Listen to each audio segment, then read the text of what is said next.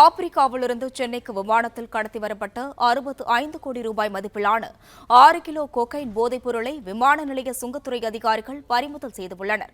இதுகுறித்து கூடுதல் விவரங்களை வழங்குவதற்காக செய்தியாளர் சரவணகுமார் இணைப்பில் உள்ளார். வணக்கம் சரவணகுமார், இதுகுறித்து விவரங்களை பகிரலாம். ஆப்பிரிக்க நாடுகளிலிருந்து வரக்கூடிய விமானங்களில் தீவிர கண்காணிப்பில் ஈடுபடுவது வழக்கமாக சென்னை விமான நிலையத்தில் இந்த விமான நிலைய சுங்கத்துறை ஏர் இன்டெலிஜென்ஸ் அதிகாரிகள் தீவிர கண்காணிப்பில் ஈடுபடுவது வழக்கம். அதன்படி எத்தியோப்பியா நாட்டிலிருந்து வந்த ஒரு விமானத்தையும் தீவிர கண்காணிப்பில் ஈடுபட்டிருக்கிறார்கள். அதில் 2 வடமாநிலங்களைச் சேர்ந்த நபர்கள் அந்த விமானத்திலிருந்து பயணிகள் போன்று அவர்கள் வந்திருக்கிறார்கள்.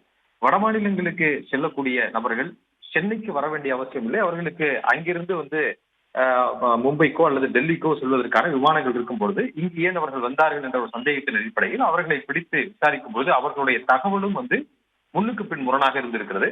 எனவே அவர்கள் இருந்த உடைமைகளை சோதித்த பொழுதுதான் அவர்களுடைய உடைமைகள்ல சாக்லேட் மற்றும் பதப்படுத்தப்பட்ட இந்த உணவுப் பொருட்களை எல்லாமே அவர்கள் வைத்திருந்திருக்கிறார்கள். அதிக அளவில் வைத்திருந்திருக்கிறார்கள். அவற்றை சோதித்த போது அதில் பவுடர் போன்று இருந்திருக்கிறது.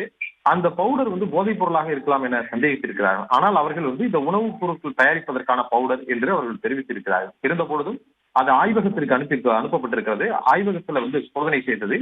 அதில் அந்த கொக்கைன் போதைப் பொருள் என்பது கண்டுபிடிக்கப்பட்டிருக்கிறது.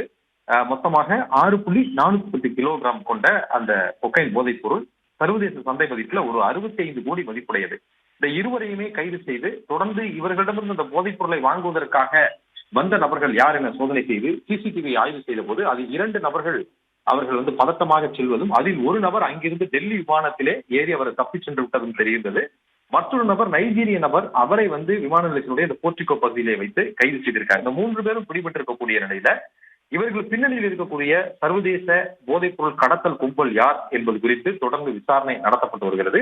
வடமாநிலங்களுக்கு செல்வதற்கு கொண்டு வரப்பட்ட போதைப் பொருள் சென்னை வழியாக கொண்டு செல்வதற்கு ஏதுவாக இது இருந்திருக்கிறதா? இதற்கு முன்பும் இது போன்ற அதிகாரிகள் இவற்றை கோட்டை விட்டிருக்கிறார்களா? இந்த நெட்வொர்க்குக்கு பின்னால் இயங்கக்கூடிய ஒட்டுமொத்த கும்பலையும் பிடிப்பதற்கு தொடர்ந்து தற்பொழுது அதிகாரிகள் அது குறித்த விசாரணையும் ஆலோசனையும் ஈடுபட்டிருக்கிறார்கள். பிளே ஸ்டோர் மற்றும் ஆப் ஸ்டோரில் இருந்து பாலிமர் செயலியை QR கோடு மூலம் பதிவிறக்கம் செய்யுங்கள். செய்திகளை உடனுக்குடன் பெறுங்கள்.